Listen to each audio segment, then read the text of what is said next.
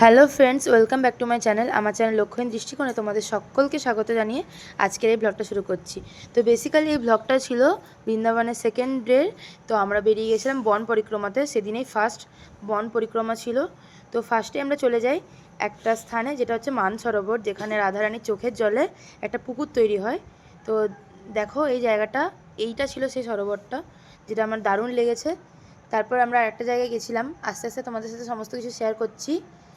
আশা করি তোমাদের ব্লগটা খুব ভালো লাগবে। দেন আমরা চলে গেছিলাম বেলবনে। এইটাই একমাত্র জায়গা যেখানে লক্ষ্মী দেবীকে তপস্যা করতে দেখা যায়।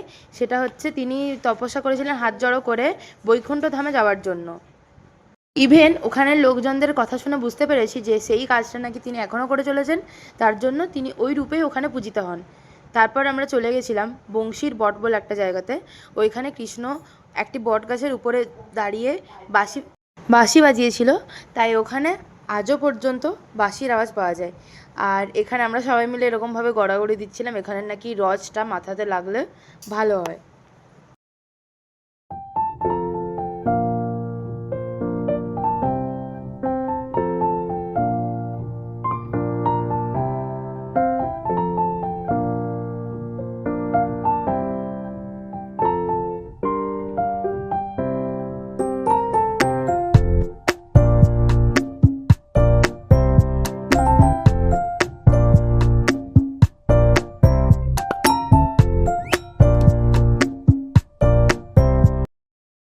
তারপর আমরা গেছিলাম ভান্ডির বন বলে একটা জায়গায়, যেখানে রাধা কৃষ্ণের বিয়ে হয়েছিল। তো এইটা ছিল তাদের যজ্ঞকুণ্ড। আর এইটা সাইড দিয়ে পরিক্রমা করলে নাকি সব কিছু ভালো হয়। আর এই ছিল হোমকুণ্ডটা। বন্ধুরা, এইখানেই একমাত্র যেখানে কৃষ্ণ রাধাকে সিঁদুর পরাতে এরকম একটা ছবি দেখতে পাওয়া যায়। আর কোথাও এই মূর্তি দেখতে পাওয়া যায় না। আর এখানে যে বটগাছগুলো দেখতে পাচ্ছ, এটা প্রায় 5,500 বছরের পুরনো। তো এই বট গাছটাকে পরিক্রমণ করতে হয় প্রায় 3বার মতন। আর এখানে সবাই দেখতেই পাচ্ছ সুতো বেঁধেছে মনস্কামনা করে, যেটা শোনা যায় কি পূর্ণ হবেই হবে।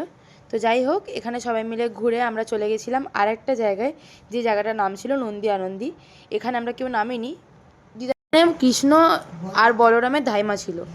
তারপরে ওরা গেছিল চিন্তাহরণ বলে একটা জায়গাতে, যেখানে না আমি নামিনি, কারণ আমার সেই টাইমে প্রচণ্ড শরীর খারাপ লাগছিল, তাই এরাই নেমেছিল। আর আমি তানিয়ার হাতে ফোনটা দিয়ে দিয়েছিলাম ভিডিওটা করবার জন্য।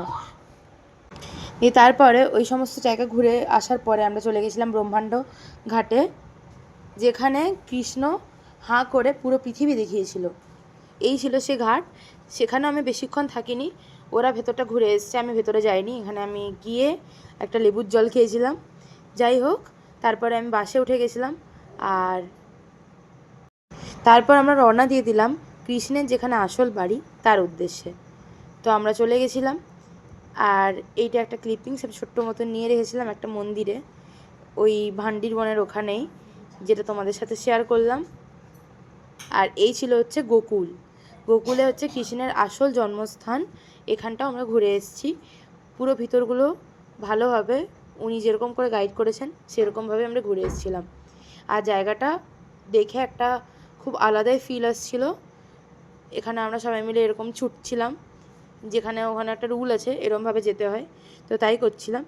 কিন্তু অনেকটা মজাও হয়েছে।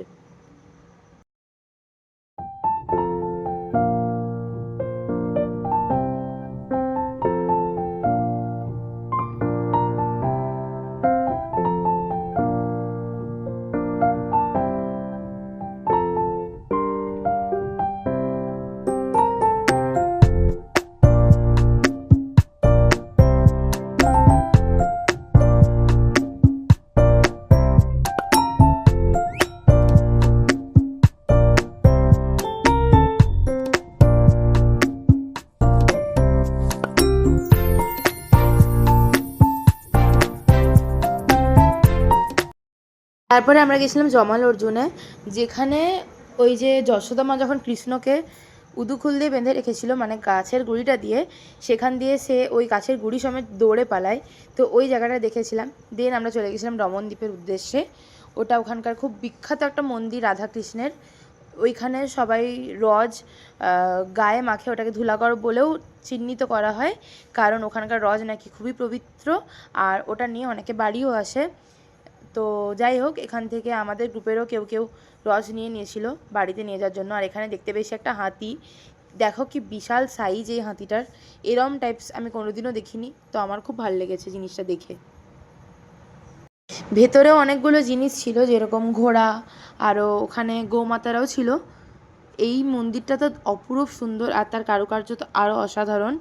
তো এখানে সবাই মিলে পুজো দিচ্ছিল। তারপর আমরা ওখানে একটু মাটি নিয়ে মজা করছিলাম, এইখানে নাচ করছিলাম, ভাল লাগলো বেশ ব্যাপারটা।